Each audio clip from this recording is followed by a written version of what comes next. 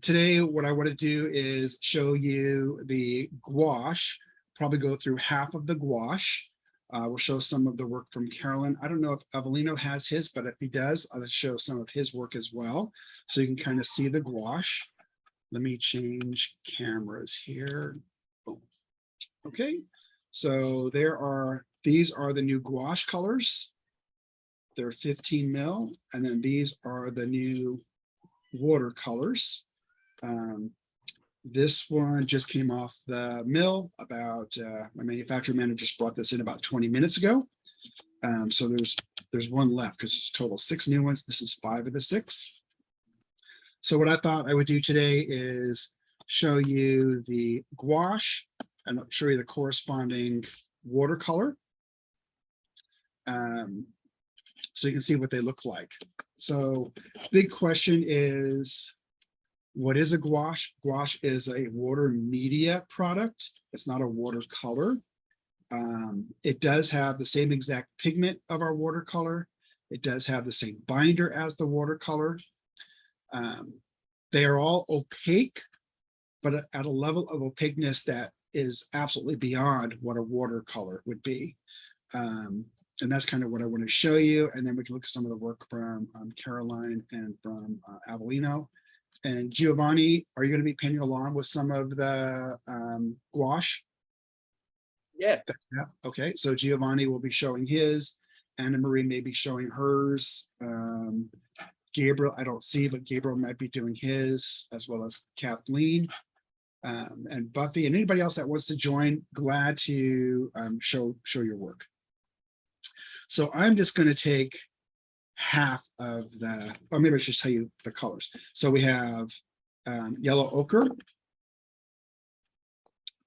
pyro red, buff titanium, raw sienna, burnt sienna, ultramarine blue, wisteria, spring green, cascade green, pyro scarlet, Hansa yellow deep, Hansa yellow light. This is lavender, Indian red, permanent green light, quinacridone magenta, titanium white, pyro orange, cobalt blue, burnt umber, Hansa yellow medium, and lamp black. And then the new watercolors, this is 5 of the 6, black, blue orange, King's Royal blue. I don't know if Jan is on, but that's a Jan color. And then the iridescent vibrant raspberry, the titanate yellow, and the blue red green, or black red green. Okay. So with that, I think I want to show, let's do these and a cascade green. And okay, we'll do this next time. If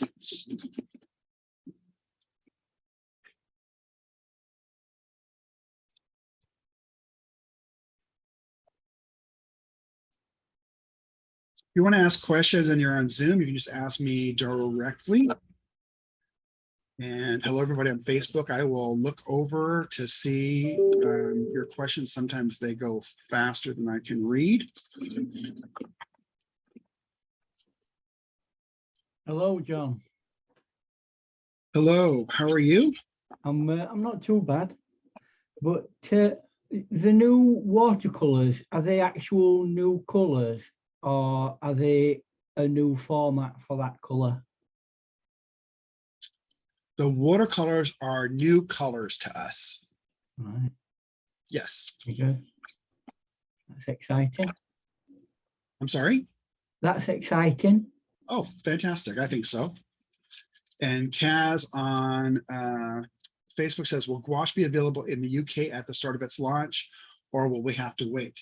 So when we make, let me change this again.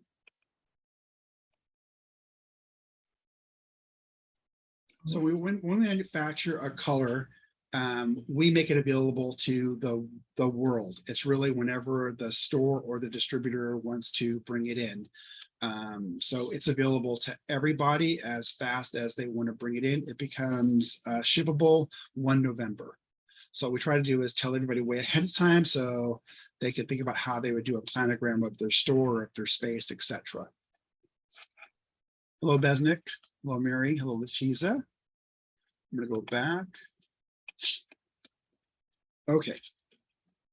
So let's look at some of the gouache. Hands yellow deep. And let me find Hansa yellow deep. Okay. May I ask a philosophical question as you're preparing your layout? I lost your voice there. May I ask a philosophical question as you're preparing Yes. your layout? One of the characteristics that I love so much about watercolor is that we are painting not just with color, but we're painting with the characteristics of the pigment. So cerulean blue behaves differently than magnesium blue, which behaves differently than ultramarine, which behaves differently than lapis lazuli, which behaves differently than phthalo. They all have unique characteristics, but they're all blues, right? Can you talk a little bit about how a gouache behaves and whether or not it also has these dramatic and beautiful characteristics like we see in watercolor? Can you compare and contrast that? Thank you. So the pigment's going to be the same. There's just more of the pigment. So when we look at the Hansa, this is going to be Hansa yellow deep watercolor and Hansa yellow deep gouache. So let's look at those first, and then I'm going to answer your question.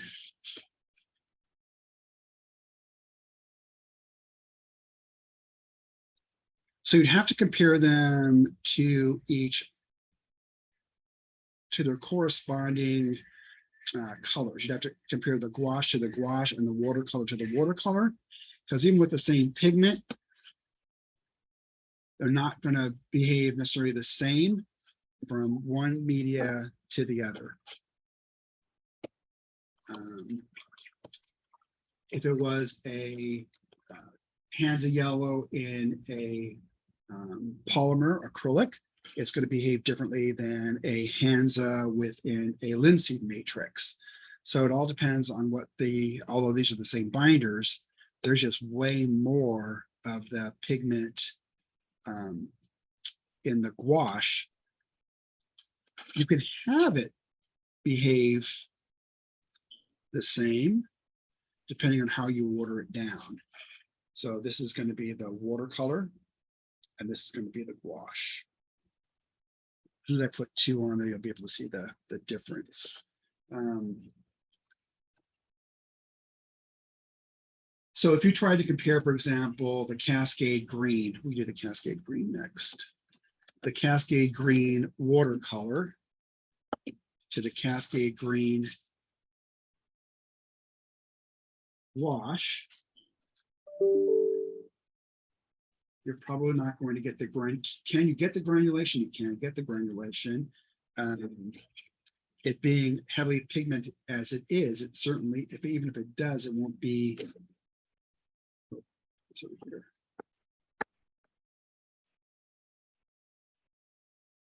They're just, I would look at it more as being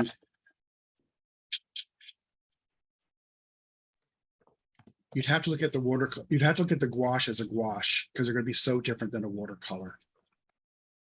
I don't know how it's better to say that. It's a really good question. Can I have hazarded to guess at answering it? Yes. Generally speaking, with gouache, what you'll find is it goes down very flat, and it would develop specifically to do that originally.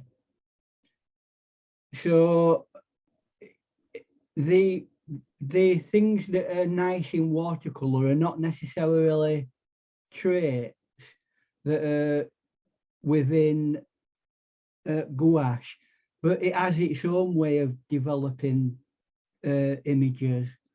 It's just a different way of tackling a problem. If you look at the yellow one, So until the, you can actually see what Ian's talking about. This is much more matte than Yeah. this one right here. It's a little bit hard to see in that pan, but definitely the watercolor looks different than the gouache. It's way more particles in the gouache. It's made to be more matte and opaque. Ian, thank you for the explanation, Ian. That was really helpful. John, can you Yes. spray the 4 lines you've done? Yeah, The one thing I want to add though, Ian, is yes, this has a very matte finish. Yeah. But there's something about the Daniel Smith brand that is not chalky. This is very much almost feels like consistency of some nice toothpaste. It doesn't feel like I feel like the longevity of my brush isn't going to be all jammed up with a lot of feelers. And can you respond to that, John, about how Yeah. this is different? Thanks, John. Very Yeah. interesting. yeah, it's kind of neat. You can really see that. You can really see the pronounced yellow in this. I don't know if you see it on the screen that well, Yeah, but it's really got a beautiful yellow to it. Way faster than the Cascade Green watercolor, which will come. And that seems to have more of a blue right. than the gouache. But if you keep on wetting it down, you're gonna get to the same place because it's the same exact pigment in the same. Right, color. right. So, you can get to the same place. So there, you can make a gouache multiple ways. You can use an opacifier. Some would use Chinese white, you use a titanium white. You can use other things to add in an opacifier. We chose to use more pigment. So that was our choice. And that's why you don't have that chalkiness to it. There is no chalk. There only thing is more pigment. And so if you wanted to get to the same as a watercolor, you could do it. You just have to keep on wetting it down to get to that same place. Not why we made it. We made it for how a gouache artist would use it to, or how the watercolors could use it, which is to bring highlight to certain areas or do a painting. We'll see some of Avelino's and we'll see Caroline's mixed media in a second. So it's just another, it's really just another tool in your toolbox. So this is going to be the, let's do the Pyrrole Scarlet.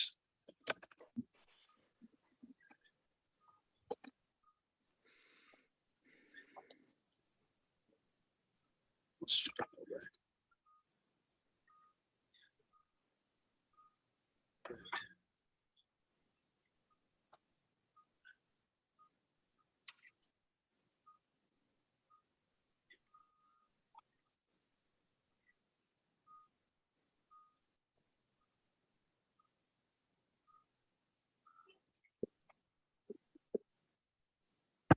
Where that gouache was made for comic books, so opaque like a comic book. It was made in the early days where much of the artwork in newspapers and magazines, etc., they would take photos of it, and they don't want the glare back from the cameras. That was kind of its historic kind of usage. Hello, Victoria. Hello, Susan. Yeah, it's been used for illustration. I think it's been used in a lot of different ways. And that's the wonderful part about art and artists. You can, and manufacturers, you can find different ways to use things, sometimes outside their normal context.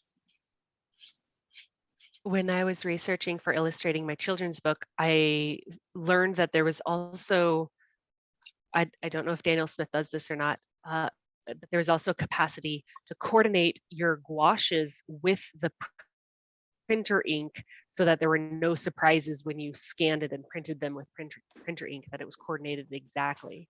I found that really helpful because with watercolor, a lot of times printing just can't catch it.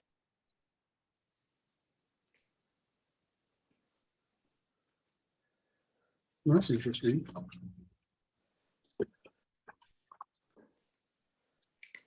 Okay, so this is Pyro Red watercolor, Pyro Red gouache. I don't know if you see the difference, but the Pyro Red gouache is just red, red, red, red. Even though the Pyro Red watercolor says super beautiful red, it's just much, much darker, much deeper, and more matte. I'm gonna wet that down too. I'm gonna see if we put it down.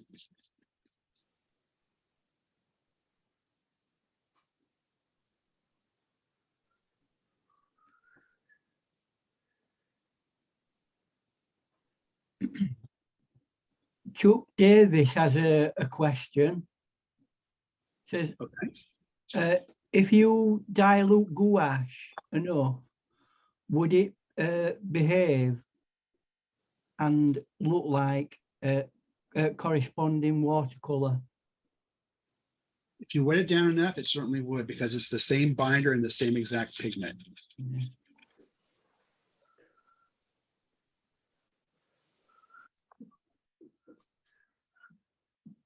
We have a question on Facebook from Cynthia Large asking if we can mix it with other media. Her example is with egg medium. I don't know that. You can certainly mix it with the watercolor, but I don't know. I don't know what that would look at. Have you done that, Caroline? That would Yes, that's be egg tempura. tempura. Yeah, it would be egg tempura, that. Egg tempura. You can mix the pigments. And even if it was your gouache, I'm sure you can mix it with the egg tempura. And that's what the monks in the monasteries would make the beautiful I can't think of the right word for it. Icons? The iconography art, correct.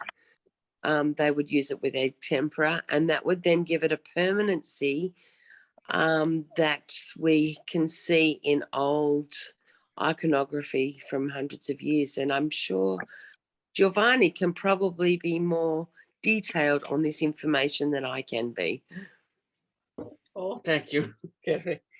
Yeah, it's an ancient techniques, because the first time the Italian painter used the egg tempera is Tiziano, and in the first sketch before the painting, and but the very first time this technique in the medieval time, after the medieval time, for the iconography, and use the egg tempera, but the binder is the egg, and used before the color, after the drawing. Sorry, use the color very light with the egg. It creates the light and the dark shadows.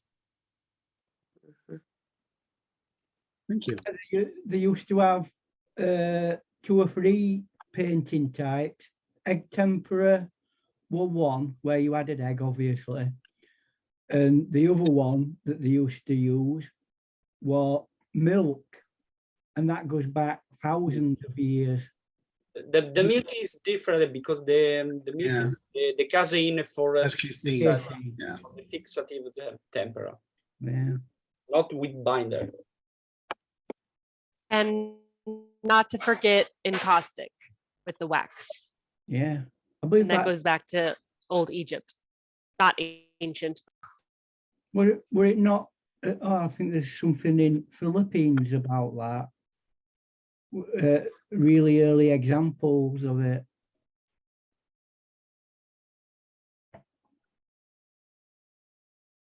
Okay. So all these paints, they have got an history behind them, including gouache. So yes, the different mediums have one behind them, and sometimes the pigments also have one behind them. Mm. Would we imagine that? Yeah, I forgot what colour it is. Some of the ground-based pigments would have been the early ones. You know, that's where you can see a lot of differences in paintings throughout time, is how the pigments were ground. They wouldn't have the high performance pigments because the chemistry behind these are perfect. But say they had a sienna or an ochre, you can see the different strengths of the people that were making the paint for the artist. And you still had a lot of agglomeration happening. So you would have a lot of refraction, which gives you hot spots and cold spots that you wouldn't have with the modern equipment, or the dispersion mills would get rid of that. So I think that's all part of history. You know, it still makes that very beautiful. So this is the quinacridone magenta watercolor, and this is the gouache, and this is the ultramarine. This is the watercolor, and then this is the gouache. And I'm going to stop for just a second. And Ethel, can we look at several of Caroline's, and then can we look at several of Avelino's? We have ready, like Avellino's works. Okay. Okay, and in fact, Avellino has prepared like the real artworks. He showed it earlier. I think it's ready also to show it, John. Can we proceed with that? Yeah, you know, I just wanted to really quickly, the Cascade Green, because we talked about granulation. There is granulation. When I spray the heck out of it, you do get the granulation. If you didn't want that, you're using the gouache as many gouache do, which is just pure, you wouldn't get that granulation, but you could get there if you want to get there. So you're asking those good questions. You really can, if you want to, you can get to the same kind of look. Thank you. Yeah. So can we look at Avellino's, Ethel? Yeah, I let's put Avellino's camera on spotlight. He's got some artworks ready with him now. Here we go. Avellino. Oops. Yeah. Your camera is off though. Okay.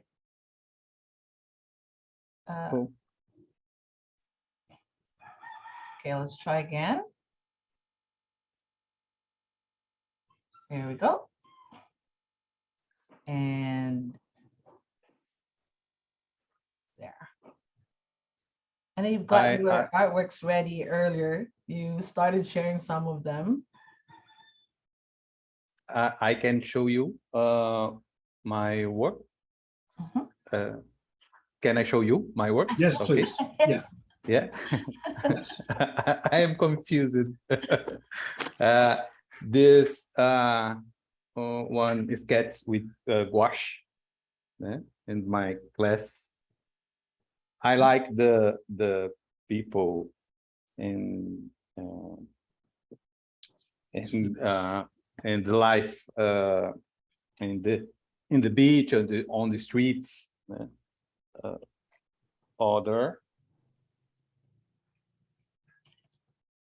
Just I think about the gestury drawing when I painting. The draw is important, but the color we need use it the same way with the colors, the gestury, other gouache.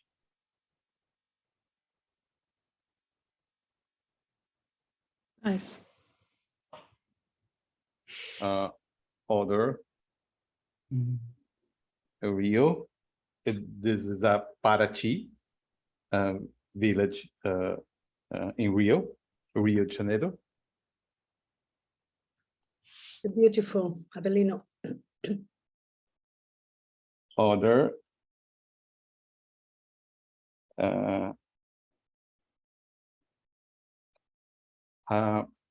I like the gouache because oi, Angela, você está aí? Sim, sim. Precisa de como eu- ajuda? Sim, que o gouache ele se assemelha muito com a tinta a óleo. Gouache, according to him, is very similar to oil. Because the texture, né? When I paint a textura, Texture, yes. a textura com a pincelada seca, você consegue With the traduzir. dry brush, dry Yeah. stroke. Eu acho. Para você é muito semelhante ao óleo, não? Sim, muito, muito. Uhum. It This other. makes him, Very nice. reminds him a lot to oil. How often do you paint in gouache, Valero? How long? How often? How often? Com que frequência? 3 days a week. Uhum. It's definitely a style you have to get used to. I've found you can apply some watercolor techniques and ideas to it, but it is another way of painting as well. Un altro modo de pintar, né? É como, Angela? Que é um modo diferente de pintar, que uno deve, se deve habituar a ele. Sim, sim. Diferente da aquarela. In watercolor, you reserve the white and gouache. You can você pode colocar o branco depois. You can add the white afterwards. Yeah, okay. So, Avelina, do you work similarly with the gouache and water as watercolor, where you're working from light to dark, or can you be freer about throwing some dark in? How do you personally plan your watercolor? Is it like watercolor? I mean, gouache. Is it like watercolor or like oil, where you go dark to light? Você entendeu? Uma parte, você pode traduzir para mim? Ela quer saber se você, quando você faz o gouache, é como o aguarelo, que você vai do claro ao escuro, ou faz como o óleo, que pode andar do escuro para o claro. I make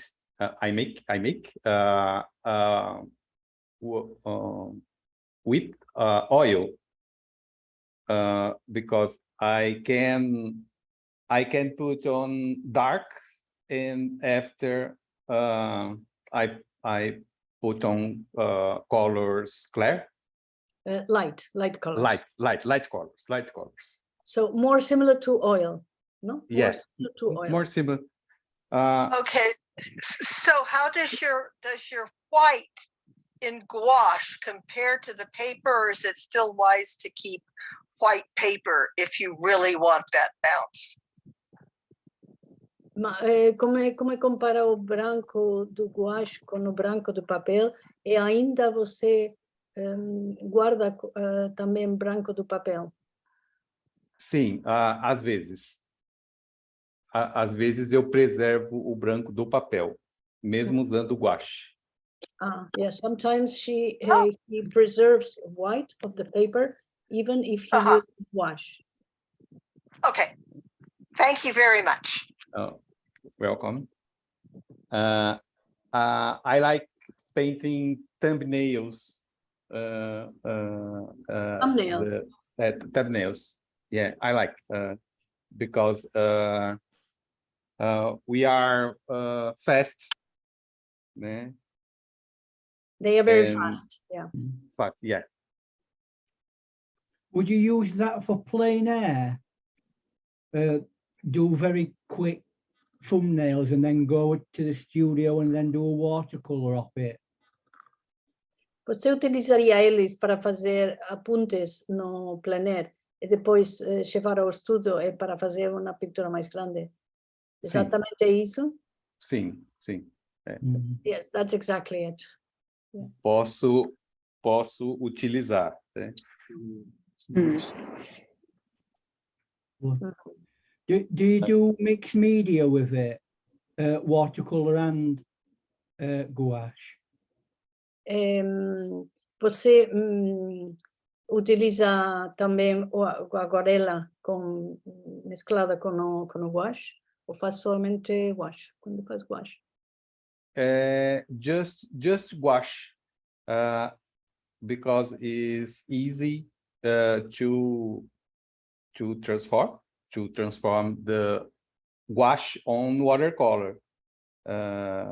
Just you put on more water, né?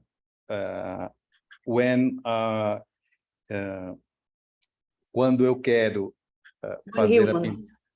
quando eu quero fazer a pintura em gouache mesmo, eu deixo a tinta mais consistente para ela ficar, né, opaca e eu conseguir fazer as sobreposições de cores.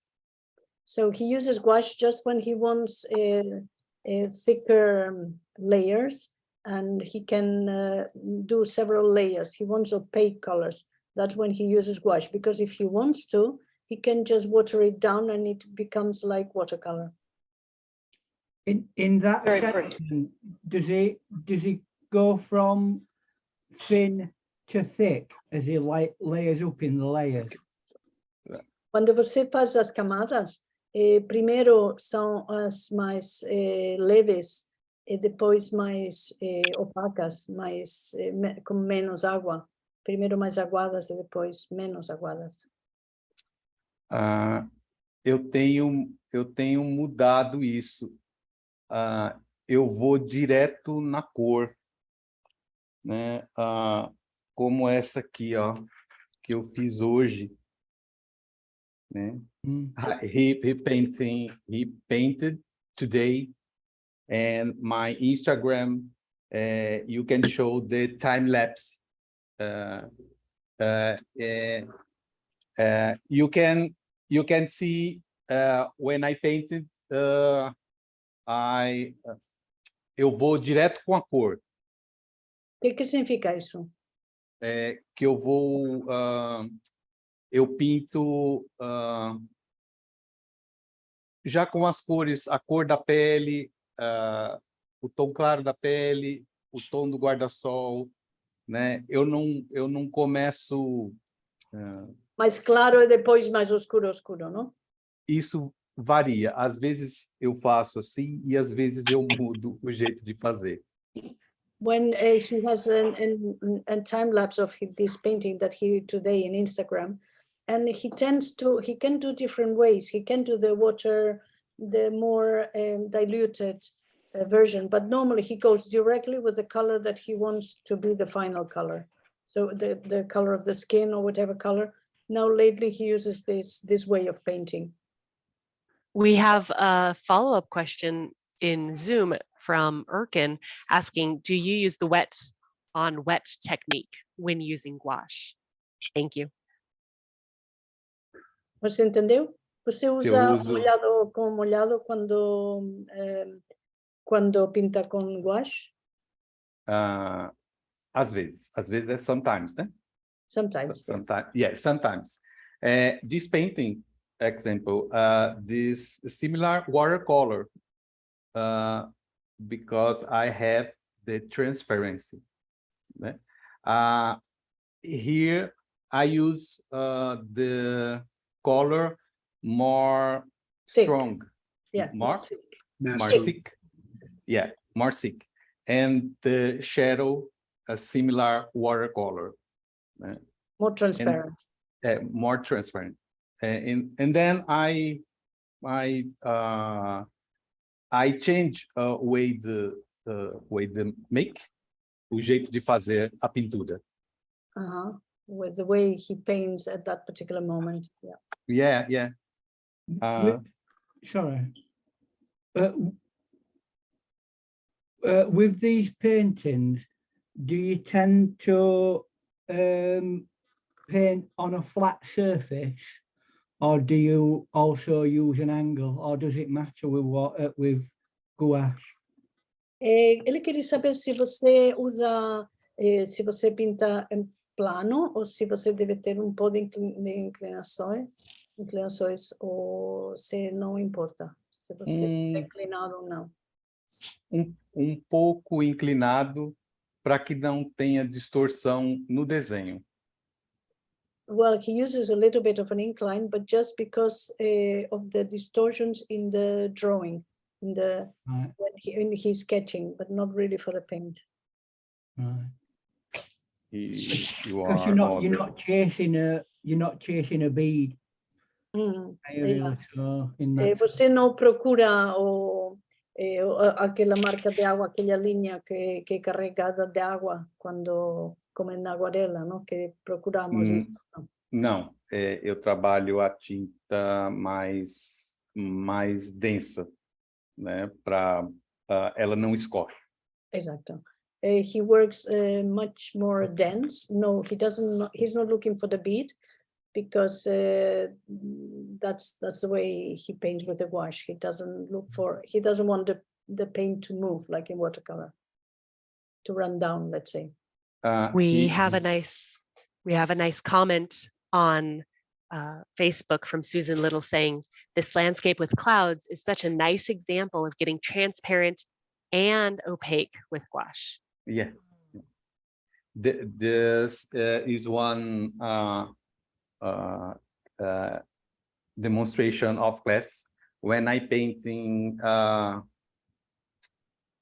o que a gente chama de primeira pintura monocromática, e depois eu coloco a cor em cima dessa pintura. Em cima? Em cima? Em cima. Eu repeti a mesma pintura aqui embaixo e coloquei a cor.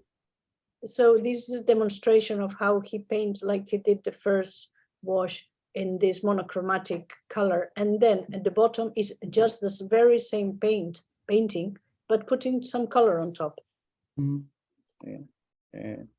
Então eu tenho a pintura, o que nós chamamos de pintura magra, né, que é uma pintura transparente, é como uma aquarela. E depois eu venho com o pigmento mais denso, e o gouache ele possibilita a cobertura sobre a cor.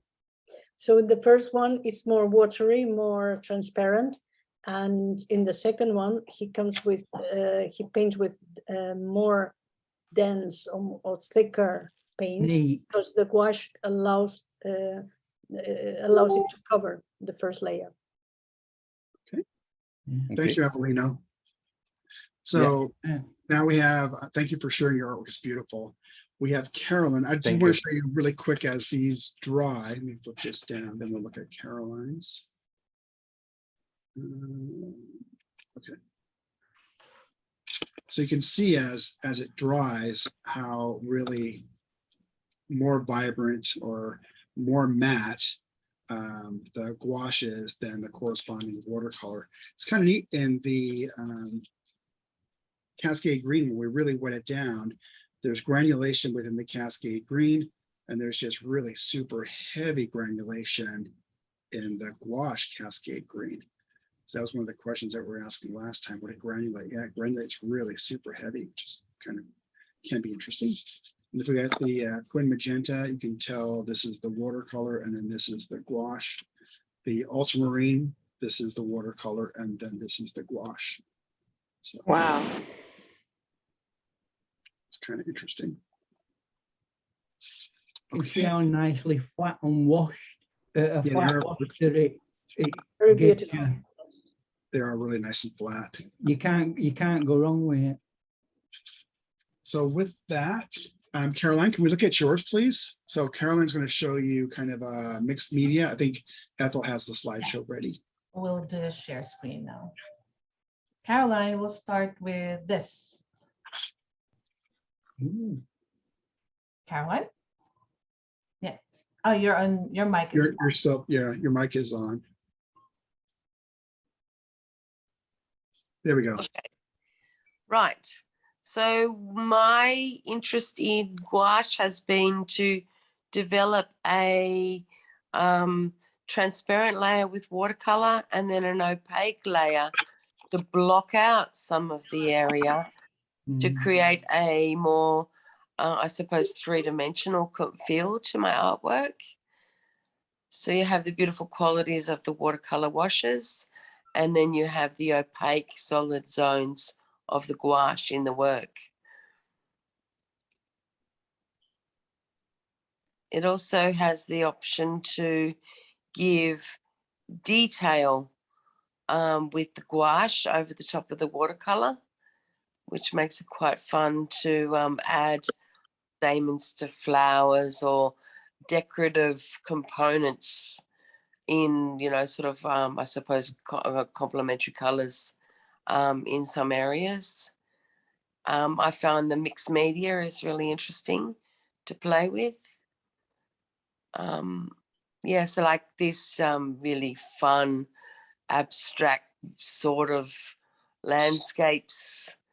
You'll see the watercolor, beautiful transparent washes, all the granulation, all of the interesting marks that can be left with the wet in wet techniques, and then using the gouache as a solid surface. So you'll see the powder blue in that picture is the gouache and everything else is the watercolor. And you end up with some really, really interesting techniques by mixing the two different mediums on the one page. Caroline, the color theory and the color of the previous image that you just showed is so striking. Are you willing to speak a little bit about your color choice and the thought process that went into that? I think what I'm chasing when I do that is I like to use natural and earthy colors with the actual original landscape. But when you're looking for the gouache component, you're looking for something that's strikingly different. And you're using something that will give you a dynamic contrast. I suppose the powdery light blue gives a lovely I suppose that really softness in the opaque color versus the vibrancy of the watercolors, and allows both of them, I suppose, to, you know, complement each other with the differences.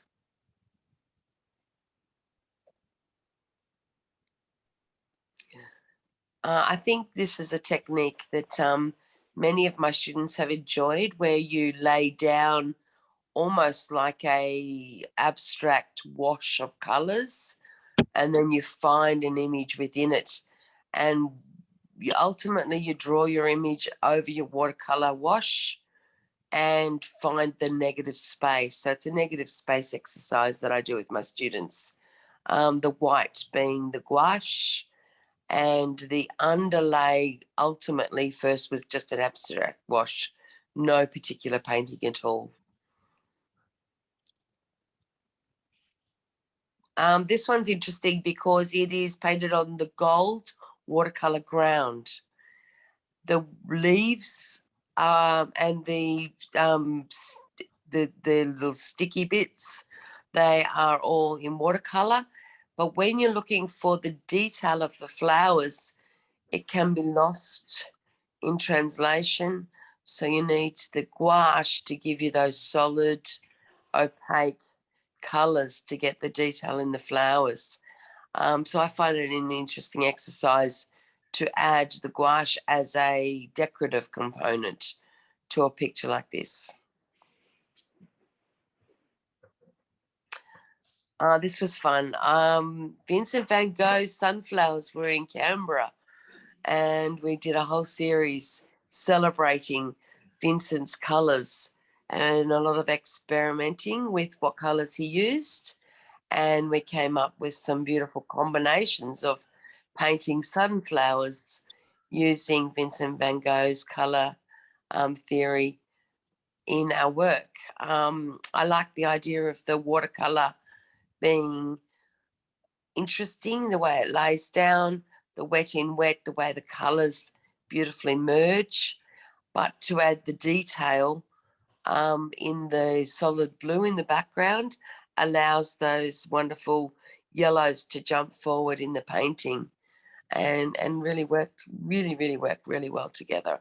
There was a whole series that we did in this particular range and we really enjoyed those ones. I love this particular one and the others as well. This one's really fun.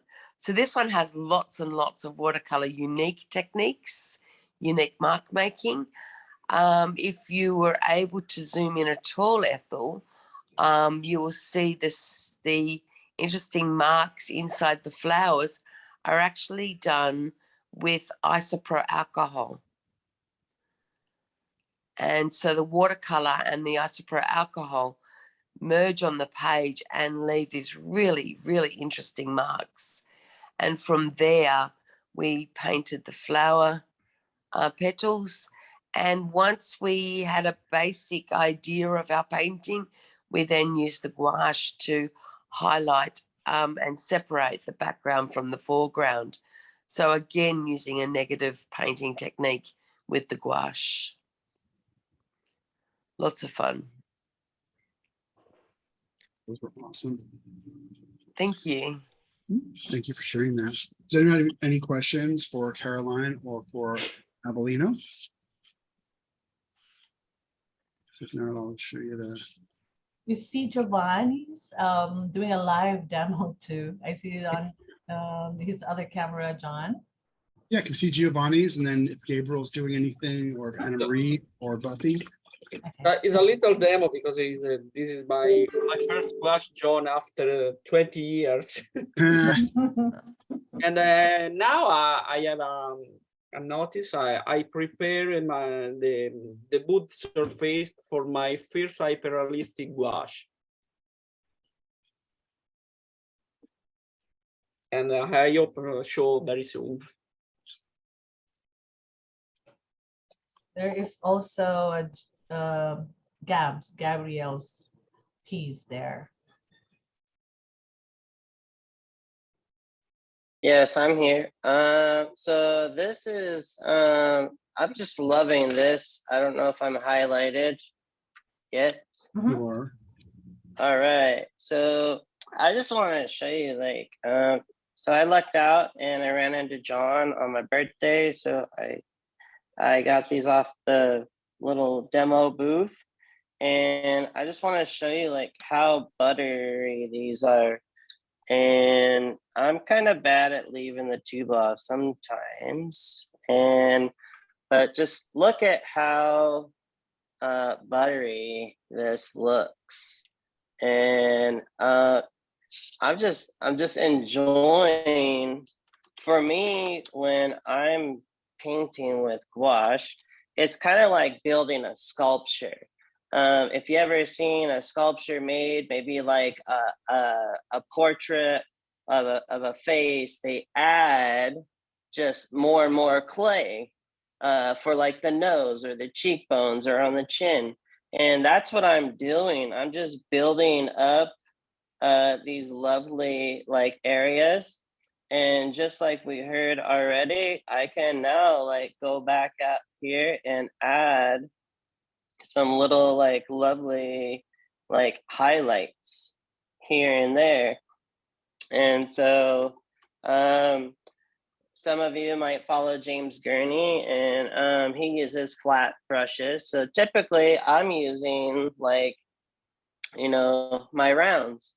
And so I've designated brushes just for like my gouache. And so, but they're mixing really well. I'm enjoying mixing. Again, this is just a little fun sketch. You know, I only have the primary colors, but look at all this lovely stuff that I'm able to create with just 4 tubes. And I think you're really going to enjoy the quality of this paint, because I'm just stoked at just seeing how lovely this lays. And I like this look. It looks like just lovely areas where I can make it very mysterious, or I can go in here and tighten up or keep loose. And so, and the other thing too is when I first received some of these, and I shared last time we talked about this, was I had these little dots. And to revive some of this and paint, so when I was stuck in the airport last month, I just had the little dots of this gouache, and they were able to revive really nicely and still mix really nicely. So thank you, John. Oh, you're so Gabriel, we have a Yes. question, and I'm gonna announce you're answering it. Sorry. Buffy Kaufman on Facebook would like to know, can you use it in a dry brush fashion to add texture towards the end of a painting? And Yes. maybe Giovanni has an answer too. Yes. So in order to get dry brush, like a dry brush technique, so what you want is you want more pigment to water ratio, okay? And so what's helpful is if I like kind of dry off my brush a little bit here, or you can use a paper towel. And so what I want is I want more paint, less water, okay? So the reason why this is happening is because this paper has a little bit of tooth to it, and I can create these lovely dry brush techniques. So dry brush means that I have less water. Now, if I use a mop brush that's going to hold a lot of water with this pigment, you're not going to be able to get those dry brush techniques. Another brush you can use is maybe a fan brush, or even a bright. So a bright brush, which this is called either a flat or a bright, it's for short strokes. Now, if you have a flat brush, you're going to get nice long strokes. So that brush, you might want to be doing some nice washes like a mop brush. And then, but yeah, thank you. That's a great question. Super good question. Gabriel, Yes. have you had a chance to go outdoors with it, with your plain air? Yes. Has it been a benefit to you in that sense? Oh, Doing totally. little thumbnails. So in the past, before I was a brand ambassador, I used a different gouache of another company, and I totally quit using the gouache, and I was just using just the watercolor titanium or the watercolor Chinese white. And sometimes if my painting was still a damp, it wasn't quite bone dry. You know, maybe if it had 12 hours or 24 hours, then it would have been bone dry. But the nice thing about having this titanium gouache, while this is still nice and wet, or even my watercolor painting that I was working on this morning, I can use the gouache because it's just got a little more thickness to it. And then if I have an area that has a nice wash and it's still kind of wet, kind of to touch, I can now add the titanium, or I can mix my other washes and make a even thicker pigment. Does that help? Yeah. Thank you. You're welcome. Okay. So thank you, Gabriel. Thank you, Giovanni. Thank you, Avelino. Thank you, Carolyn. Tomorrow, we have Dino. We'll be doing Friday, so kind of a guest artist. He's also Ethel's husband. He's a wonderful, wonderful, wonderful artist. So look forward to seeing him tomorrow. Thank you for sharing, everybody. We'll have more colors to look at next week, and I'll show you the new colors next week. So there they are. And we take a look Ooh, at these. cool. Okay. So with that, Yay. thank you for being here Thursday. I hope to see you Friday. Avelino, thank you from Brazil. It's good to see all of you. See you Thank tomorrow. you. Thank See you you, later, John. John. See you. Everybody. John. Bye bye.